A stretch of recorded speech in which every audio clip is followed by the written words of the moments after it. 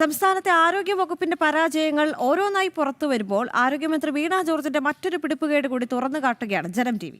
സംസ്ഥാനത്തെ ക്യാൻസർ സെന്ററുകളുടെ പ്രവർത്തനങ്ങൾക്കായി പദ്ധതി വിഹിതത്തിൽ കോടികൾ വെട്ടിക്കുറച്ചിട്ടും മൗനം പാലിച്ച ആരോഗ്യമന്ത്രി. ഇന്ത്യയിലെ ഏറ്റവും കൂടുതൽ അർബുദ രോഗികളുള്ള സംസ്ഥാനങ്ങളിൽ ഒന്ന് കേരളമെന്നിരിക്കെ ബജറ്റിൽ പ്രഖ്യാപിച്ച തുകയുടെ കേവലം പകുതി മാത്രമാണ് ഇപ്പോൾ അനുവദിച്ചത്. പദ്ധതി വിഹിതത്തിൽ ഗണ്യമായ കുറവുണ്ടായി എന്ന് ആരോഗ്യമന്ത്രി തുറന്നു സമ്മതിക്കുന്ന രേഖ ജനം ടി വിക്ക്. നമ്പർ 1 കേരളം എന്ന അവകാശവാദം ഒരു വശത്ത്, മറുവശത്ത് ആരോഗ്യരംഗത്തെ വാനോളം പുകഴ്ത്തുന്നു.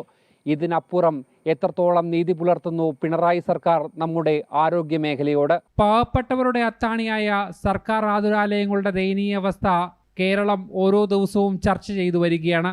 വാഗ്ദാനങ്ങൾക്കും പ്രഖ്യാപനങ്ങൾക്കും അപ്പുറം സർക്കാരിന്റെ പൊള്ളയായ വാദങ്ങളെ ഒരിക്കൽ കൂടി തുറന്നു കാട്ടുകയാണ് ഈ കണക്കുകൾ. 2024-25 സാമ്പത്തിക വർഷത്തെ സംസ്ഥാന ബജറ്റ് അവതരിപ്പിച്ചപ്പോൾ തിരുവനന്തപുരം RCCക്ക് 73 കോടി രൂപയാണ് നീക്കിവെച്ചത്.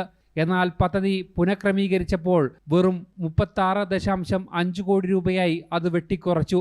മലബാർ ക്യാൻസർ സെന്ററിന് 28 കോടി രൂപ മാറ്റിവെച്ചെങ്കിലും അത് 14 കോടിയായി കുറഞ്ഞു. കൊച്ചി ക്യാൻസർ സെന്ററിന് അനുവദിച്ചത് 14.5 കോടി രൂപയാണ്.